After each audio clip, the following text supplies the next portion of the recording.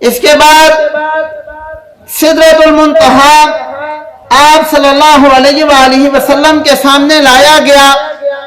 سدرہ کے عام الفاظ میں اگر ہم معنی کریں تو بیری کو کہتے ہیں، اور یہ سدرۃ المنتہا یہ وہ جگہ ہے جس کو ہم اپنی زبان میں ایک طرح کا اسٹیشن کہہ سکتے ہیں۔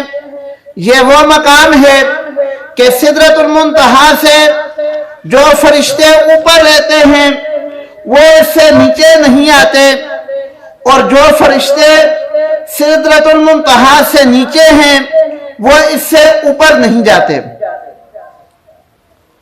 اللہ رب العالمین کا پیغام لے کر آنے والے فرشتے یہ سدرۃ المنتہا تک آتے ہیں، پھر سدرۃ المنتہا میں دوسرے فرشتے وہ پیغام آگے لاتے ہیں، تو یہ سدرۃ المنتہا تو ایک سٹیشن کا کام کرتا ہے۔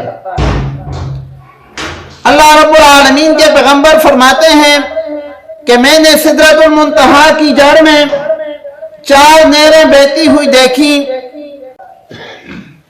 آپ صلی اللہ علیہ وآلہ وسلم کو یہاں پر جبرائیل علیہ السلام کہنے لگے، اے اللہ کے رسول یہاں سے آگے آپ خود جائیں گے؟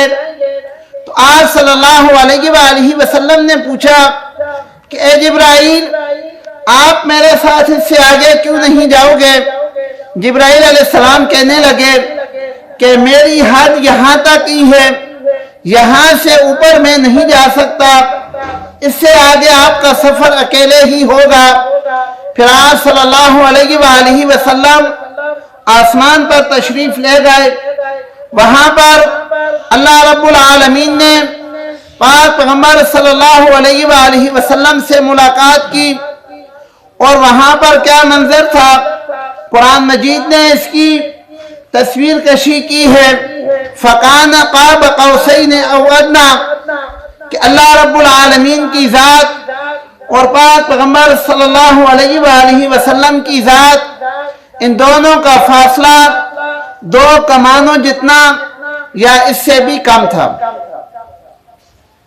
اللہ رب العالمین نے پاک پیغمبر صلی اللہ علیہ وآلہ وسلم کو معراج کے موقع پر یہاں پر 3 تحفے دیے۔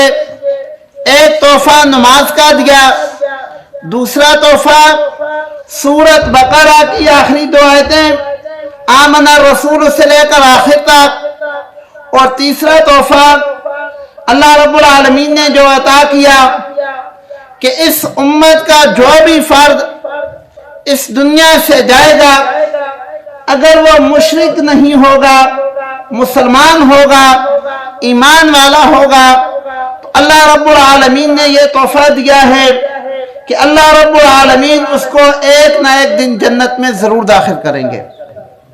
یہ 3 تحفے اللہ رب العالمین نے واقع معراج کے موقع پر پاک پیغمبر صلی اللہ علیہ وآلہ وسلم کو عطا کیے۔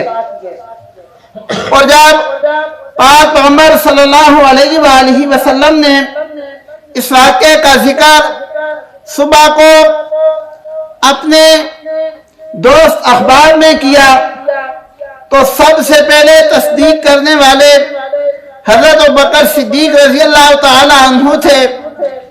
اس لیے بعض محدثین لکھتے ہیں کہ ابوبکر صدیق رضی اللہ تعالی عنہ کو سب سے پہلے اس واقعے کی تصدیق کرنے کی وجہ سے صدیق کا خطاب ملا۔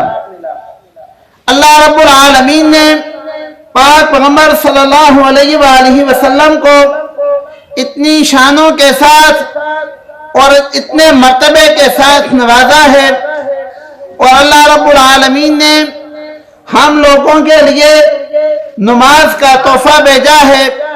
نماز مومن کی معراج ہے، اور شروع میں 50 نمازیں اللہ رب العالمین نے دی تھیں، پھر یہ کم ہوتے ہوتے 5 تک رہ گئیں، اور اللہ رب العالمین نے یہ وعدہ کیا ہے کہ جو بندہ ان 5 نمازوں کا اہتمام کرے گا، اللہ رب العالمین نے ذمہ داری لی ہے کہ اللہ رب العالمین اپنی ذمہ داری سے اس کو جنت میں داخل کریں گے۔